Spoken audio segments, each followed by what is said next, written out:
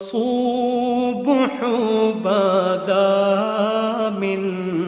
طلعته. بسم اللہ الرحمن الرحیم. پانچویں پارے میں 3 رکوع اور سورہ النساء کے 6 رکوع مکمل ہوئے. سورہ النساء کی آیت نمبر 42 پر. سورہ النساء کی آیت نمبر 42 کے بعد ہے اگلا رکوع. یا ایھا الذین آمنوا لا تقربوا الصلاۃ وانتم سکارى. اعوذ باللہ من الشیطان الرجیم. بسم اللہ الرحمن الرحیم. یا ایھا الذین آمنوا لا تقربوا الصلاۃ وانتم سکارى حتى تعلموا ما تقولون ولا جنبا الا عابري سبيل حتى تغتسلوا وإن كنتم مرضى أو على سفر أو جاء أحد منكم من الغائط أو لامستم النساء فلم تجدوا ماء فتيمموا صعيدا طيبا فامسحوا بوجوهكم وأيديكم إن الله كان عفوا غفورا. صدق الله العظيم.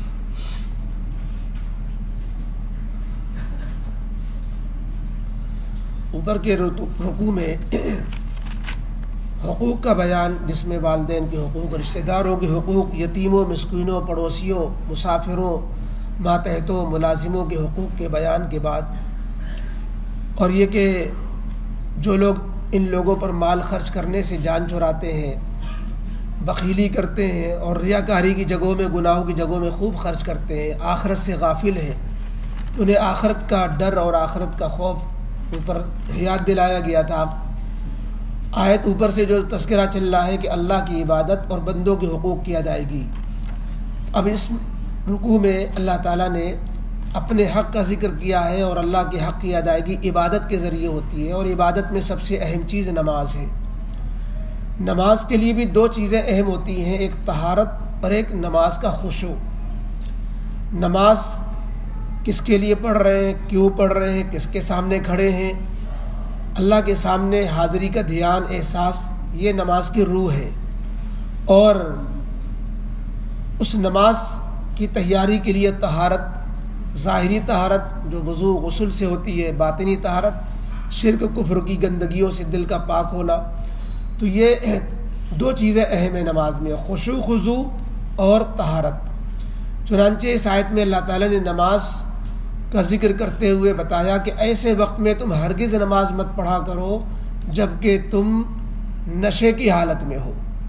ظاہر ہے کہ جب تمہیں کچھ پتہ ہی نہیں چل رہا ہے، کیا بک رہے ہو، منہ سے کیا نکل رہا ہے، تو نماز کا خشوع خضوع کہاں رہا. اور پھر آگے طہارت کا ذکر کیا کہ تمہیں نماز پڑھنے سے پہلے طہارت حاصل کرنی ضروری ہے. پھر طہارت کے موٹی چیزیں ذکر کی کہ اگر تمہیں پانی میسر نہیں ہے، یا پانی ہے نقصان کرتا ہے، یا پانی کے استعمال پر قدرت نہیں ہے، تو اللہ نے اس کے ساتھ پانی کا بدل، پانی کا قائم مقام، مٹی سے تیمم کرنا، اس کا بھی ذکر اسی آیت میں کیا. نماز کو نشے کی حالت میں پڑھنا یہ اس وقت کا حکم ہے جب کہ نشہ پہلے حرام نہیں تھا. زمانے جاہلیت میں، ابتدائی اسلام میں نشے کی حرمت ایک دم سے نہیں آ گئی. اللہ رب العزت بڑے کریم ہے، بندوں پر ایک دم سے مشقت نہیں ڈالتے. جس چیز کو بینڈ کرنا ہوتا ہے، پابندی لگانی ہوتی ہے، خصوصاً ایسی چیزیں جس میں انسان کو ایک دم سے چھوڑنا مشکل ہوتا ہے. جو لوگ نشے کے عادی ہیں، بلکہ بیڑی سگریٹ اور پان مسالے کے عادی ہیں، ان سے پان مسالہ چھوڑنا کتنا مشکل ہوتا ہے. بار بار وہ نیت کرتے ہیں، ان کی نیتیں ٹوٹ جاتی ہیں. تو اللہ رب العزت نے دھیرے دھیرے ان کے ذہن سازی کی، ذہن کو بنا کر کے پھر اللہ تعالیٰ نے آخری درجے کا حکم کے ایک دم سے حرام قرار دیا. یعنی شروع میں پہلی جو آیت آئی اس میں تو یوں کہا گیا کہ شراب پینے میں کچھ لذت، کچھ نفع بھی ہے، لیکن اس کا نقصان نفع سے کہیں زیادہ بڑھا ہوا ہے. دوسرے پارے میں وہ آیت گزری، یسألونک عن الخمر قل فیہما اثم کبیر ومنافع للناس، کہ نفع تو کچھ بہت ہے. ہر چیز میں اللہ تعالیٰ نے دنیا میں بے نفع کوئی چیز بنائی نہیں. سانپ بچھو بھی کچھ نہ کچھ نفع رکھتے ہیں اپنا، ان سے دوائیں تیار ہوتی ہیں، مرض میں کام آتے ہیں، تو اللہ نے کوئی چیز بیکار تو بنائی نہیں، لیکن دیکھنا یہ ہے کہ نفع زیادہ ہے نقصان زیادہ. تو جو عقل مند لوگ تھے وہیں سے ہوشیار ہو گئے کہ جب نقصان زیادہ ہے تو ہمیں اپنے کو بچا کے چلنا چاہیے. پھر ایک واقعہ پیش آیا جس کی وجہ سے یہ آیت نازل ہوئی. حضرت عبد الرحمن ابن عوف رضی اللہ تعالیٰ عنہ نے اپنے بعض صحابہ کی دعوت کی. اس میں حضرت علی رضی اللہ تعالیٰ عنہ بھی موجود تھے. کھانے پینے کا دور چلا، ابھی شراب مکمل حرام تو بھی نہیں تھی، اللہ تعالیٰ کی طرف سے منع نہیں کیا گیا تھا شراب بالکل چھوڑ دو. تو کھانے کے بعد شراب کا بھی دور چلا. حضرت علی رضی اللہ تعالیٰ عنہ بھی اسی میں شامل تھے. تو حضرت علی رضی اللہ تعالیٰ اور اس کے فوراً بعد جو ہے مغرب کی نماز کا وقت ہو گیا. تو ابھی شراب کا نشہ اترا بھی نہیں تھا کہ نماز کے وقت ہونے کی وجہ سے، چونکہ نماز اپنے وقت میں پڑھنا بھی ضروری ہے، تو نماز اپنے وقت میں پڑھنا ضروری ہے. تو نماز جب کھڑی ہوئی تو حضرت علی رضی اللہ تعالیٰ عنہ نے امامت فرمائی. حضرت علی رضی اللہ تعالیٰ عنہ امامت فرمانے لگے تو ابھی ہوش مکمل، جو نشہ پوری طرح اترا نہیں تھا، ہوش مکمل تھا نہیں. قل یا ایھا الکافرون کو اس طرح پڑھ گئے کہ معنی ہی بالکل چینج ہو گئے. لا عابدو کی جگہ عابدو ہو گیا، گویا توحید سے شرک والی بات معنی پیدا ہو گئے. تو اللہ تعالیٰ کی طرف سے یہ آیت اسی وقت نازل ہوئی، یعنی بر موقع جو ہے اللہ تعالیٰ کی طرف سے چھوٹ کی گئی کہ تم نشے میں تھے، تمہیں پتہ ہی نہیں چل رہا تھا تم زبان سے نکال کیا رہے ہو، ادا کیا کر رہے ہو، تو یہ نماز کیسی رہی؟ تمہیں جب پتہ ہی نہیں کہ تم کس کے سامنے کھڑے اور کیا جو ہے ادا کر رہے ہیں اور کیا منہ سے نکل رہا ہے، اپنی بات تم اب خود نہیں سمجھ رہے. تو لہذا نماز کی حالت میں کم از کم اتنا تو نشہ چھوڑو کہ نماز عبادت کو تو اس سے بخشو. اتنا تو نشہ، اب یہ جزوی طور پر گویا نشہ چھڑوایا گیا، ابھی مکمل منع نہیں کیا گیا اب بھی، بلکہ جزوی طور پر. وہ کیا؟ اوقات صلاۃ میں جب نماز کے لیے انسان تیاری کر رہا ہو تو اس کے آگے پیچھے نشے سے کم از کم پرہیز کرے، اور نشے کی حالت میں نماز گویا نہیں ہوتی. تو اب ایک طرف حکم یہ ہے کہ نماز کو قضا کرنا حرام اور نماز کو اپنے وقت پہ پڑھنا ضروری. جب نماز اپنے وقت میں پڑھے گا تو اس وقت نشہ کر نہیں سکتا، تو لہذا ایک جزوی طور پر کچھ وقت کے لیے نشہ حرام ہو گیا. اب بعض صحابہ کرام نے جب کہا یہ نشہ جب اتنی بری چیز ہے کہ نماز جیسی چیزوں سے ہمیں روک رہی ہے اور ہم اس حالت میں نماز بھی نہیں پڑھ سکتے، اللہ کی عبادت نہیں کر سکتے، تو اس کو ہٹاؤ. تو کتنے لوگوں کا ذہن تو اسی سے بن گیا کہ جب شراب اتنی بری چیز ہے کہ نماز ہم اس حالت میں نہیں پڑھ سکتے تو نشہ ہی کیوں کریں. ہم تو وہ نفل بھی پڑھتے تھے اور تہجد بھی پڑھتے تھے اور نماز کے اوقات اپنے اوقات نماز میں لگاتے تھے. تو لہذا بہتوں نے تو اسی سے توبہ کر لی، شراب سے، نماز کے اوقات کی بجائے انہوں نے شراب چھوڑ دی. پھر اخیر میں وہ 7ویں پارے میں سورہ مائدہ کے اندر آیت نمبر 90 میں وہ حکم آ گیا، انما الخمر والمیسر والانصاب والازلام رجس من عمل الشیطان. شراب گندی شے ہے، پیشاب کی طرح، من عمل الشیطان، بالکل شیطانی حرکت ہے. فاجتنبوا، اے مسلمانوں بالکل پرہیز کرو اس سے. اور نبی کریم علیہ الصلوۃ والسلام نے اتنی سختی فرمائی پھر کہ وہ برتن بھی توڑ ڈالو جن برتنوں میں تم شراب پیتے ہو یا بناتے ہو یا گھر میں رکھے ہوئے ہو، ان برتنوں کے نالیوں میں بہا دو. اور اس طریقے سے نفرت بیٹھائی اور ایک جو ہے ہنگامہ کھڑا ہو گیا کہ شراب کو ایک دم حرام، شراب کو جو ہے ایسی جو ہے پھر رہی تھی نالیوں میں بہتی ہوئی کہ قیمتی شرابیں، مہنگی شرابیں وہ نالیوں میں بہا دی گئی. اور پھر اس کے بعد کسی نے منہ نہیں لگایا. ایک جہاز پانی کا جو ہے پانی میں جہاز جا رہا تھا شراب کو لیے ہوئے، اس کو کسی طرح یہ خبر لگی اور یا کوئی صحابی اس میں سوار تھے کہ انہوں نے یہ اس آیت کو سنایا تو ان سبوں نے اپنی شراب کو سمندر میں بہا دیا کہ نہیں اب تو اس کو منہ نہیں لگانا ہے. تو یہ مزاج پہلے جب بن جاتا ہے کہ ہمیں تو اللہ اس کے رسول کی اطاعت کرنی ہے، کچھ گزر جائے، کتنا نفس پہ آرے چل جائے، تو اس لیے پھر جو ہے شراب کو صحابہ کرام نے، اب دنیا جو ہے حکومتیں اور کیسے اعلانات آتے ہیں، شراب اور نشہ مخالف مہم، شراب کی مذمت، اور شراب میں جو ہے یہ بہت ہانیکاری ہے اور ایسی ہے اور نقصان دہ، سب چیزیں چھپی رہتی ہیں، کوئی چھوڑتا ہے؟ اصل چیز جو ہے جب تک فکر آخرت کا خوف نہیں بٹھایا جائے گا، اللہ اس کے رسول کی نافرمانی کی اہمیت نہیں بتائی جائے گی کہ نافرمانی کتنی بڑی اور کتنی بری چیز ہے، اس وقت تک انسان کا ذہن تیار نہیں ہو سکتا. تو بہرحال تو یہ جزوی طور پر اس آیت میں منع کیا گیا. اس کے بعد اللہ تعالیٰ نے فرمایا کہ جس طرح نشے کی حالت میں نماز نہیں پڑھ سکتے، ایسے ہی ناپاکی جنابت جس میں نہانا ضروری ہوتا ہے، بغیر غسل کی جب تک غسل نہ کر لو اس حالت میں بھی نماز نہیں پڑھ سکتے۔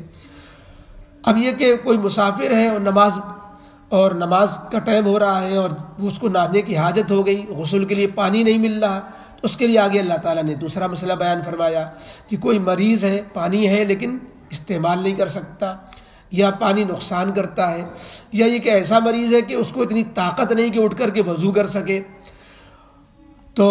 ایسا مریض، یا کوئی سفر میں ہے اور پانی تو ہے اتنا ہے کہ پینے کے کام کے لیے ہے، اگر اس سے وضو کر لیں گے تو پھر پینے کے لیے پانی نہیں بچے گا، جان پہ بنائے گی، گرمی کے دن میں سفر ہو رہا مثلا تھوڑا سا پانی ہے، یا اب جو ہے تو اس کے لیے تیمم کی اجازت ہے۔ اور تیمم جس طریقے سے وضو کے لیے ہوتا ہے کہ پیشاب پخانے سے کوئی فارغ ہو کر آیا اور وضو کے لیے پانی نہیں پا رہا یا پانی پا رہا ہے لیکن پانی نقصان کر رہا ہے، تو اس کے لیے جس طریقے سے تیمم کی اجازت ہوتی ہے، ایسے ہی ان لوگوں کے لیے جن پر نہانا واجب ہو گیا اور پانی نہیں مل رہا یا پانی نقصان کر رہا ہے، تو ایسی صورت میں ان کے لیے بھی ویسے ہی تیمم جائز ہوتا ہے جیسے وضو کی طرف سے تیمم جائز ہوتا ہے، کہ نماز قضا نہیں کریں گے، نماز پڑھنی ہوگی اور غسل کی جگہ پر تیمم کر لیں گے جیسے وضو کی جگہ پر تیمم کیا تھا۔ اور دونوں کا طریقہ بھی اتفاق سے یکساں ہے، وضو میں تیمم کا طریقہ اور غسل کے تیمم کا طریقہ دونوں میں کوئی فرق نہیں ہے، نیت صرف چینج کرنی ہوگی، نیت یہ کرنی ہوگی کہ مجھے نہانا جو واجب ہے میں اس کی طرف سے تیمم کر رہا ہوں، اور وضو میں نیت یہ ہوگی کہ میں نماز پڑھنے کے لیے تیمم کر رہا ہوں، وضو کی طرف سے تیمم کر رہا ہوں، یہ دل میں نیت کرتے ہوئے اب تیمم کے طریقے میں دو ہی عمل کرنے ہوتے ہیں۔ کسی بھی ایسی چیز پر جو مٹی کی جنس سے ہو، خود مٹی ہو تو سب سے اچھا، مٹی نہیں ہے، ریت ہے، بالو ہے، یا اسی طریقے سے گیرو ہے، ملتانی مٹی ہے، چونا ہے، گچ ہے، ایسی وہ چیزیں جو مٹی کی جنس ہیں، اور مٹی کی جنس سے وہ چیزیں کہلاتی ہیں جو جلانے سے جلتی نہیں، پگھلتی نہیں، لہذا وہ چیزیں جو جلانے سے جل جائیں، پگھل جائیں، سونا، چاندی، لوہا، دھات، لکڑی، یہ مٹی کی جنس سے نہیں ہے، ان پہ تیمم نہیں ہوگا۔ یہ ٹائلز ہیں، ٹائلز کے جو ہے اوپری سی میں جو اس میں تیمم جو ہے نہیں ہوگا، کیونکہ یہ اس میں کیمیکل لگا ہوا ہے، مٹی نہیں ہے، خالص ہی ہے۔ ہاں الٹی سائڈ میں جدھر جو چکنا نہیں ہوتا ہے وہ مٹی ہے ادھر، لہذا اس طرف سے آپ تیمم کر سکتے ہیں، گمے سے تیمم کر سکتے ہیں، پتھر سے تیمم کر سکتے ہیں، اسی طریقے سے ماربل وغیرہ اس سے تیمم کر سکتے ہیں، اور تو مٹی کی جنس سے جو بھی چیز ہے اس سے تیمم جائز ہوتا ہے۔ اور وضو اور تیمم دونوں کا طریقہ جیسا کہ بتایا ایک ہی ہوتا ہے کہ نیت کرنے کے بعد دونوں ہتھیلیاں ہاتھ کھول کر کے اس پر جو ہے رکھی جائے، لگا لی جائے، مٹی اگر آ جائے تو اس کو جھاڑ لیا جائے، ویسے ایسے لگایا اور اس کو یوں جھاڑ لیا اگر مٹی آ گئی تو ایک مرتبہ پورے چہرے پر، جیسے چہرہ دھویا جاتا ہے پیشانی کے بالوں سے تھوڑی کی نیچے تک، ایک کان کی لو سے دوسرے کان کی لو تک پورے چہرے پر ہاتھ پھیر لیں۔ مٹی پھرنا ضروری نہیں، مٹی پہ لگا ہوا ہاتھ پورے چہرے پہ پھر جانا کافی ہے۔ دوبارہ پھر جو ہے مٹی پر یا مٹی کے لائن سے کسی چیز پر، پتھر وغیرہ پر دونوں ہتھیلیوں کو مارے اور دونوں ہاتھ کوہنیوں سمیت پھیر لے۔ پہلے جو ہے دائیں ہاتھ پہ پھیرے، پھر بائیں ہاتھ پہ پھیرے۔ پھیرنے کا طریقہ یہ ہوگا کہ یہ تین انگلیاں، یہ شہادت کی انگلی انگوٹھا یہ الگ کر لیں، اور یہ ہاتھ پہ مٹی لی اور ہاتھ پہ یوں اس طریقے سے یوں لے جائیں گے اور پھر اس طریقے سے واپس لائیں گے، اور انگوٹھے سے نکال کر کے پھر اس کو بھی اسی طریقے سے کریں گے، ایسے لے جائیں گے اور یہ انگوٹھا اور یہ شہادت کی انگلی سے ادھر واپس اس طرح لائیں گے، اور اس کے بعد پھر جو ہے خلال کر لیں گے اور جو ہے صبح جہاں ہو وہاں ہاتھ پھیر لیں گے، بس یہ تیمم ہو گیا۔ تو اس سے غسل کی بھی قائم مقام ہو جاتا ہے یہ تیمم، اور وضو بھی قائم مقام ہو جاتا ہے۔ تو اللہ رب العزت نے فرمایا کہ نماز اتنی اہم چیز ہے کہ اس کو جب بیماری میں بھی نہیں چھوڑا جا سکتا اور پانی نہیں ہے تب بھی نہیں چھوڑا جا سکتا، تو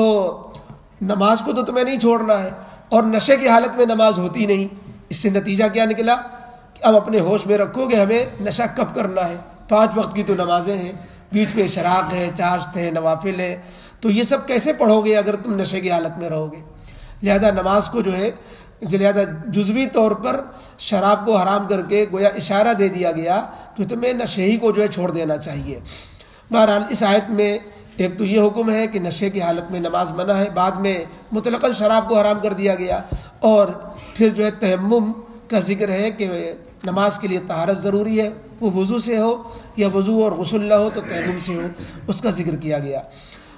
فرمایا یا ایھا الذین آمنوا لا تقربوا الصلاۃ وانتم سکارا، اے ایمان والو تم نماز کے قریب بھی نہ جاؤ، یعنی جو نماز کا وقت ہو رہا ہے تو اس وقت بھی اگر تم نشے سے ہو تو نماز کے قریب بھی مت جاؤ، نماز پڑھنے کا ارادہ بھی نہ کرو اس وقت، وانتم سکارا جس وقت کے تم نشے کی حالت میں ہو، حتی تعلموا یہاں تک کہ نشہ اتر جائے اور تم جاننے لگ جاؤ ما تقولون کہ خود تم کیا کہہ رہے ہو، پوری طرح جب ہوش ہو اور اپنی پوری طرح تم جو ہے حالت نشے کی اتر چکی ہو، تمہیں خوب سمجھ میں آئے کہ ہم کیا پڑھ رہے ہیں، کیا معنی ہوں گے کیا، تو یہ تب جا کر کے نماز پڑھو۔ اور اسی طرح نماز مت پڑھو تم جس وقت کے تم جنابت کی حالت میں ہو، ولا جنوباً اور نہ اس وقت کے غسل کی حاجت ہو، تب بھی نماز نہ پڑھو، حتیٰ تغتسلوا آگے آ رہا ہے یہاں تک کہ غسل کر لو۔ اب غسل کے لیے پانی نہیں ملتا، الا عابری سبیل، مگر یہ کہ تم مسافر ہو۔ عام طور پر پہلے جو سفر ہوا کرتے تھے وہ اتنے آرام دہ نہیں ہوتے تھے، جنگلوں میں جایا جاتا تھا، گھوڑے بیل اور اونٹوں پہ سفر ہوا کرتا تھا، دور دور تک پانی نہیں ملتا تھا، تو اس وقت یہ بات سمجھ میں زیادہ آتی تھی کہ پانی نہیں ہے، سفر کی حالت ہے۔ اب تو سب چیز سب جگہ مہیا ہو جاتی، پھر بھی مسئلہ اپنی جگہ پر ہے کہ جنبی ہو تو غسل کر لو تب نماز پڑھو، ایسے نہیں، مگر یہ کہ تم مسافر ہو تو اس کا مسئلہ آگے آتا ہے۔ چنانچہ وہ یہ ہے کہ آگے بتایا گیا وَإِن كُنتُم مَرْضَىٰ، اگر تم فرض کرو بیمار ہو، مریض ہو کہ پانی استعمال نہیں کر سکتے، ڈاکٹر نے پانی منع کر دیا، گرم پانی بھی منع کر دیا، یا یہ کہ پانی کے استعمال پر قدرت ہی نہیں رہی کہ کوئی وضو کرانے والا بھی نہیں، خود وضو کر نہیں سکتے، اٹھنا بیٹھنا مشکل، او علی سفرن، یا تم سفر میں ہو کہ پانی ہی موجود نہیں، او یا اتنا پانی ہے کہ پینے کے کام کا ہے، او جاء احد منکم من الغائط، اب یہ کہ وضو کی ضرورت پڑ جائے یا نہانے کی، او جاء احد منکم من الغائط، یا یہ کہ تم میں سے کوئی پیشاب پخانے کی حاجت سے فارغ ہو کر آیا اور جو ہے وضو کے لیے پانی نہیں پاتا، او لامستم النساء،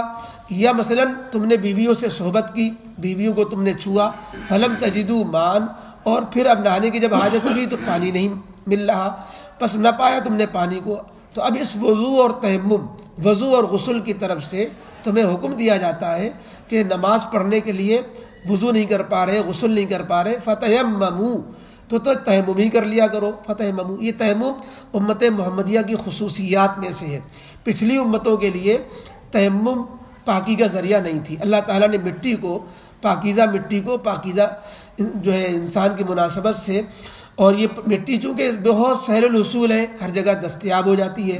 لہذا پانی سے بھی زیادہ آسان چیز سے پاکی حاصل کرنے کو کہہ دیا، اور مٹی کے ذریعے فروتنی، عاجزی، خاکساری پیدا ہوتی ہے، مٹی کے اور بھی خواص ہیں، تو اس لیے اللہ تعالیٰ نے جو ہے پانی کی جگہ پر مٹی کو قائم مقام بنا دیا۔ فتیمموا صعیدا طیبا، تو اب تم تیمم کرو، ارادہ کرو پاک مٹی سے پاکی حاصل کرنے کا۔ اب تیمم میں کیا کرنا ہوتا ہے وہ بھی اللہ نے بتا دیا، فامسحوا بوجوہکم، تو ایک مرتبہ اپنے چہروں پر اس پاکیزہ مٹی پہ لگے ہوئے ہاتھ کو پھیر لو، فامسحوا بوجوہکم، مل لو اپنے چہروں پر، وایدیکم، اور اپنے ہاتھوں پر، کہ وہی ہتھیلیوں میں مٹی پہ لگا کے اور پھر اپنے ہاتھوں پہ مل لو۔ یہ تیمم غسل کا بھی ہے، یہی تیمم وضو کا بھی ہے۔ ان اللہ کان عفوا غفورا، بے شک اللہ بڑا معاف کرنے والا مہربان، کہ جو پچھلی غلطی ہوئی ہے، نماز میں بھول ہوئی ہے، نشے کی حالت میں ہوئی، وہ سب اللہ نے معاف کیا۔ الحمد للہ رب العالمین والصلاة والسلام علی رسول محمد وآلہ وصحبہ اجمعین۔ ربنا ظلمنا انفسنا وإن لم تغفر لنا وترحمنا لنكونن من الخاسرین۔ ربنا لا تزغ قلوبنا بعد إذ هديتنا وهب لنا من لدنك رحمة إنك أنت الوهاب۔ اللهم إنا نسألك العفو والعافية في الدنيا والآخرة، اللهم إنك عفو كريم تحب العفو فاعف عنا يا كريم۔ وصلی اللہ تعالی علی خیر خلقہ محمد وآلہ وصحبہ اجمعین برحمتک یا ارحم الراحمین۔